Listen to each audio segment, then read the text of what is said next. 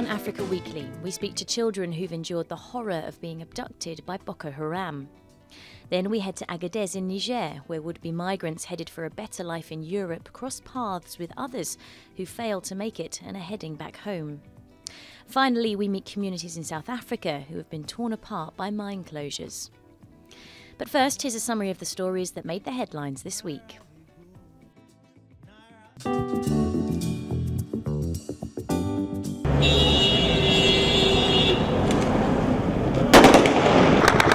Rebel soldiers in Ivory Coast agreed to end a 4-day mutiny over a wages dispute. Disgruntled troops said their financial demands had been met, ending a crisis which began in January.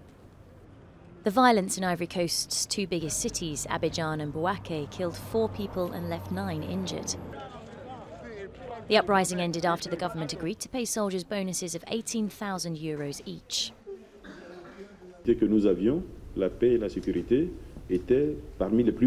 Peace and security were among our top priorities, and therefore on a budget of 6,500 billion CFA, we have the means to ensure that our country has peace and has security.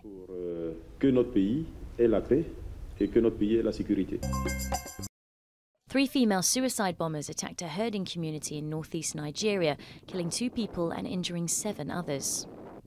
Shuwari Buri, around 40 kilometres from Maiduguri, has been repeatedly hit by suicide bombings and gun attacks. Suicide attacks are increasingly common as Islamist militants hit back after losing territory to the military. At least 3 members of the Somali security forces were killed after trying to defuse a bomb inside a vehicle in the capital, Mogadishu. Bombings are a regular occurrence in Mogadishu and are often carried out by Al-Qaeda-aligned Shabab militants who attack government, military and civilian targets in their fight to overthrow the internationally backed government. Victims are suing rail company CamRail for negligence after a train derailed in Cameroon last October, killing over 70 people and injuring more than 600. The train was operated by CamRail, a local subcontractor of French company Bolloré. The passenger train was travelling from Yaoundé to the port city of Douala when carriages flipped over at high speed. The company says that the train was still going fast at a point where it was expected to be travelling at a much lower speed. Egyptian archaeologists have discovered 17 mummies in desert catacombs in Minya province, an unprecedented find for the area south of Cairo. Along with the mummies, they found a number of sarcophagi made of limestone and clay, as well as animal and bird coffins. The finds belong to the period spanning almost 300 years up to Alexander the Great's conquest of Egypt in 332 BC.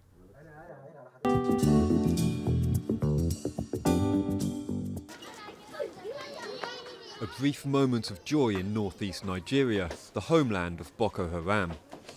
Yusuf was just 11 when he was taken by the jihadists along with his parents. After a week, they managed to escape, but the army held them for 2 months for interrogation, and his mother and father are still detained. When Boko Haram arrived in our village, they took me and the other boys to teach us Islam in the Quranic school. They taught the grown-ups how to use weapons, but not me.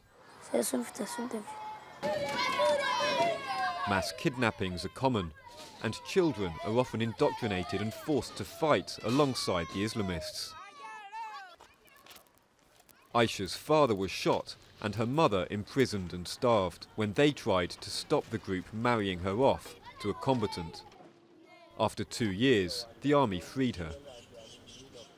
They were asking us to carry a bomb and target army posts. They said that if we did, we would go to heaven and some girls would be accepted.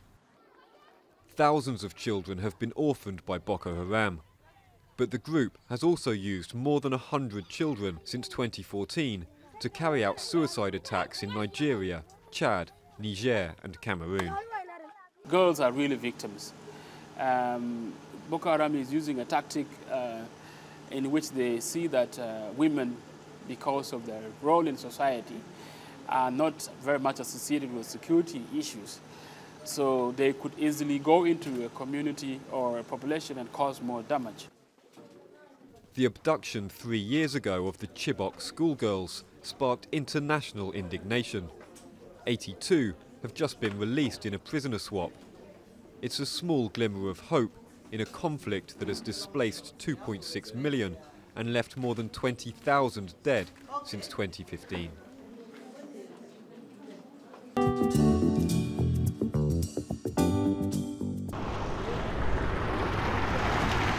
Agadez, a migrant transit town on the edge of the Sahara Desert in central Niger. But these young men aren't setting off en route to Libya, they're coming back. Dreams of Europe hit by the reality of corrupt officials, armed bandits, kidnap and extortion. They go around in cars, and if they see you, they come up to you, open the door and take you by force to a room where they lock you up. In 2016, at least 335,000 migrants headed north out of Niger to Libya. Most are aiming to board boats to Europe, but with no papers and no money, they can be stuck in limbo for several years.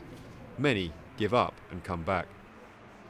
I came back because what I had gone to find, what I believed, it wasn't the reality. I couldn't find what I was looking for. It was a fiction, an otherworldly utopia. So I got there, and to my great surprise, it wasn't real. Others still believe. Abdoulaye spent €600, 10 years of savings, to reach Agadez from Senegal. Now he's staying in a smuggler's hideout, waiting for his family to send more money so he can leave for Libya. If I die on the road, it's not bad because I'm leaving Africa to get money to help my family. If I die for that, it's a good thing. Niger has launched a crackdown on illegal immigration, threatening smugglers with up to 30 years in jail. Although some give up on their dreams, disillusioned, hundreds more continue to arrive here every day.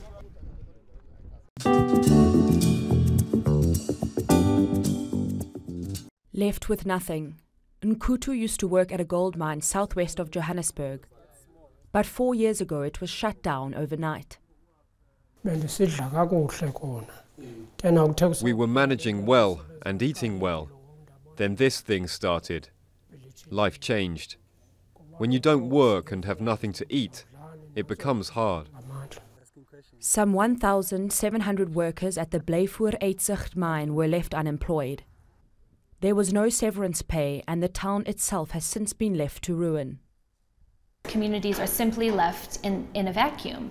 You have local government that's not able to step into that role, particularly when there's a premature and sudden closure, like in the Blyvoor circumstance and in any insolvencies, and you have a company that simply walks away.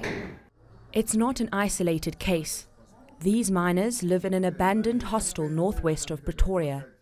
They were sacked after a wage strike in 2009 and now hunt cats, monkeys and jackals to survive. Many of them are sick.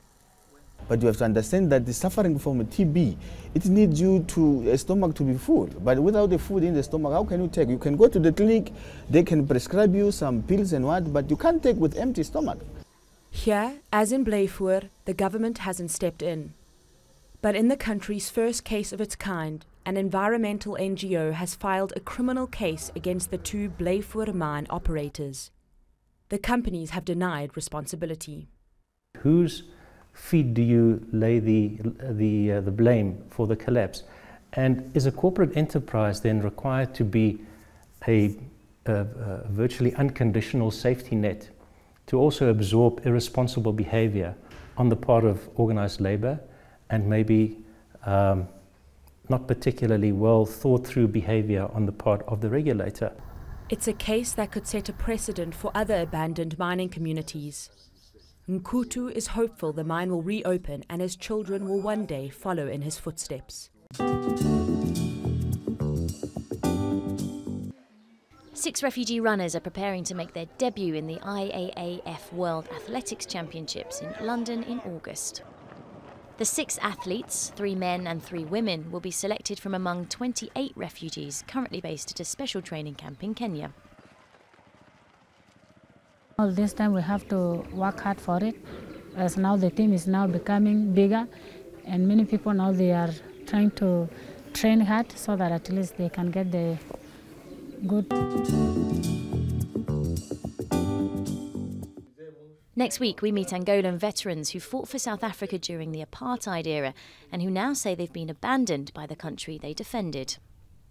That's all from us at Africa Weekly. Until next week.